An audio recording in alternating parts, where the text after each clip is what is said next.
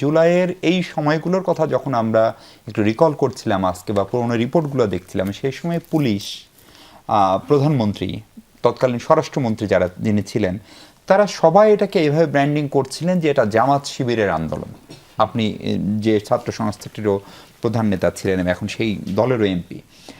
ফলে আমরা যদি এইভাবে দেখি যে জুলাইয়ের ফলে সবচেয়ে বড় পরিবর্তন কি, একটা নির্বাচন হলো এবং যেই নির্বাচনে আপনার দল যেটা জামাত ইসলামী, তারা তার ইতিহাসে সর্বোচ্চ, আপনার এত বহুদেশীয় পার্টি, পাকিস্তান এবং ভারতে আপনার সক্রিয় সংগঠন আছে, সবচেয়ে বড় সফলতাটা পেলেন। ফলে আপনার রাজনীতি নিষিদ্ধ ছিল, আপনারা মূলধারায় আসলেন। ফলে জামাত দল হিসেবে ছাত্র শিবির সবকটি পাবলিক বিশ্ববিদ্যালয়ের ছাত্র সংসদ নির্বাচনে জিতল। ফলে গণ আকাঙ্ক্ষা যেটা ছিল আর জামাতের যে প্রাপ্তি, সেই প্রাপ্তিটা শুধু জামাতের বা বিএনপির হয়ে গেল কিনা, এবং এই জুলাই গণ অভ্যুত্থানের পেছনের যে ইন্টেনশন বা নিয়তের কথা বলা হয়, সেইখানে আসলে আপনাদের ইন্টেনশন এটাই ছিল কিনা যে দল হিসেবে জামাত পুনর্বাসিত হোক, দাঁড়িয়ে যাক।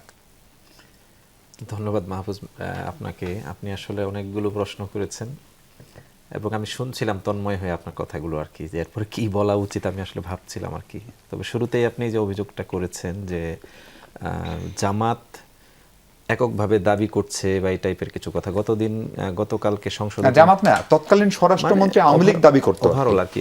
পরবর্তী কথায় এটা এসেছে, জুলাইটা কারোর না, মানে কারোর একার নয়, এই কথাটি জামাত ইসলামের দৃঢ়তার সাথে বলেছে।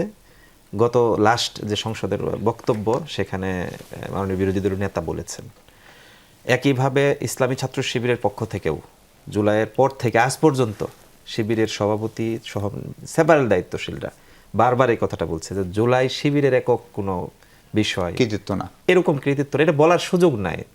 জুলাইটা আমরা কিন্তু এটা আন্দোলনটা ছিল ছাত্রদের আন্দোলন, শেষ পর্যন্ত এটা ছাত্রদের আন্দোলন থাকে নাই। আমার এলাকায়, আমার নির্বাচনী এলাকায় যে কয়জন শহীদ, 12 জন শহীদ শেরপুরে, তার মধ্যে নির্বাচনী এলাকায় যে কয়জন শহীদ, তার মধ্যে ছাত্র মাত্র 1 জন 2 জন, আর বাকিরা সবাই কৃষক শ্রমিক। তাহলে এখানে আলাদা করে কোনো ক্রেডিট দাবি করার সুযোগ নাই আর কি। তো এখান থেকে জামাত ইসলামী লাভবান হয়েছে, এটি আমার কাছে মনে করি যে এটা কোনো আলোচনাই না এখানে। হ্যাঁ, আমরা সবাই জাতিগতভাবে লাভবান হয়েছি, আমরা বাংলাদেশ লাভবান হয়েছে যে আমরা মুক্তভাবে চলাফেরা করার একটা সুযোগ পাচ্ছি। আমরা কথা বলতে পারি না। আপনি গণমাধ্যম কর্মী, আপনার একটা নির্ধারিত সীমারেখা ছিল, তার মধ্যে আপনাকে চলতে হবে, সেই জায়গায় আমরা ছিলাম, সেখান থেকে আমরা মুক্ত হয়েছি। এই জন্য আমরা এটা বলি যে বাংলাদেশ ওভারঅল ব্যাপক একটা নতুনত্বের দিকে যাওয়ার একটা সুযোগ সৃষ্টি হয়েছে, সেই সুযোগে পা রাখতে পেরেছে আর কি। যাচ্ছে কিনা এখানে যেটি বিষয় আপনার খেয়াল করার মতো বিষয় আর কি, যে আমরা এখান থেকে লাভবান হয়েছি কি লাভবান হয়নি, এগুলো আসলে প্রশ্ন নয়। প্রশ্ন হচ্ছে যে আমরা যা চেয়েছিলাম জুলাইয়ে, সেটি কতটুকু প্রত্যাশা পূরণ হয়েছে। এখানে কিন্তু মনি আপা এবং তাজনব ডাক্তার তিনি বলেছেন আর কি বিষয়গুলো নিয়ে। দেখুন, খুবই হয়তো আপনার কাছে কিছুই মনে হবে না বিষয়টি, কেন করলো না জুলাই জাদুঘরটি কেন করলো না, মানে এটা একটি মানে আহামরি কোনো বড় বিষয় নয়, এটা 5-10 বছর পরে করলেই কি অসুবিধা নাই। কিন্তু কেন এই জুলাই কি বলে শুরু হলো আজকে, জুলাই নিয়ে সরকারের পক্ষ থেকে অথবা বিএনপির পক্ষ থেকে কোনো কর্মসূচি দেখছি না আমরা। শুধুমাত্র ছাত্র দলের পক্ষ থেকে ধন্যবাদ, আমি ছাত্র দলকে ধন্যবাদ জানাই।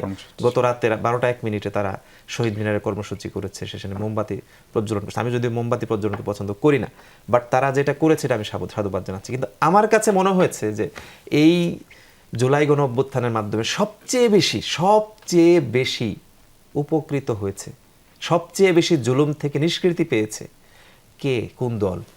সেটা কিন্তু বিএনপি।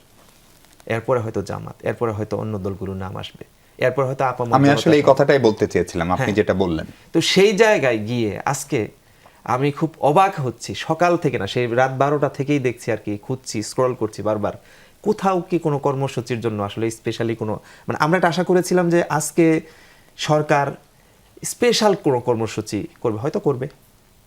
আমি আসলে সবসময় আশাবাদী, আমি মনে করি যে আজকে করে না কি হবে, কালকে করবে, পরের দিন করবে, হয়তো 5 আগস্টের দিন হলেও করবে সরকার স্পেশাল কিছু, এটাই ধরে নিচ্ছি। বাট মানে আজকের দিনের কথা যদি আপনি বিশ্লেষণ করেন, যেমনি করে আজকে আপনি ফিল করেছেন যে যমুনা টিভির এই সেটে জুলাইকে নিয়ে 1 তারিখে আলোচনা হওয়া দরকার, সেই দিন আমি দেখছি না সরকারের পক্ষ থেকে, সরকার প্রধান কি আজকে সম্ভবত শুধু সমাজ কল্যাণ মন্ত্রীর একটি প্রোগ্রামে গিয়ে তিনি জুলাই সংক্রান্ত একটি কথা বলেছেন, সেইটুকু দেখলাম আর কি। এরপরে এখানে আমরা ওভারঅল যদি বলি আর কি, জুলাইকে খাটো করা হয়েছে, এটুকু আমি বলতে বাধ্য হলাম আর কি। কারণ এখানে জুলাই ইস্যুতে অনেকগুলো টপিক আছে। গণভোট আপনি শুরুতে আলোচনা করেছেন, ল্যাপস করে দিয়েছে অসংখ্য অধ্যাদেশ গণভোট সহ আর কি। এরপরে হলো যে কি বলে ক্রেডিটেবিলিটি নিয়ে অনেকগুলো ঝামেলা তো আমি দেখছেনই, পোহাচ্ছেন আর কি। এই সব কিছু মিলিয়ে বাংলাদেশ জুলাইকে কেন্দ্র করে, জুলাইয়ের মাধ্যমে যে সুযোগ সৃষ্টি হয়েছে, সেই সুযোগটাকে আমরা কেন কাজে যেন কাজে লাগাচ্ছি না। কাজে লাগাতে পারি।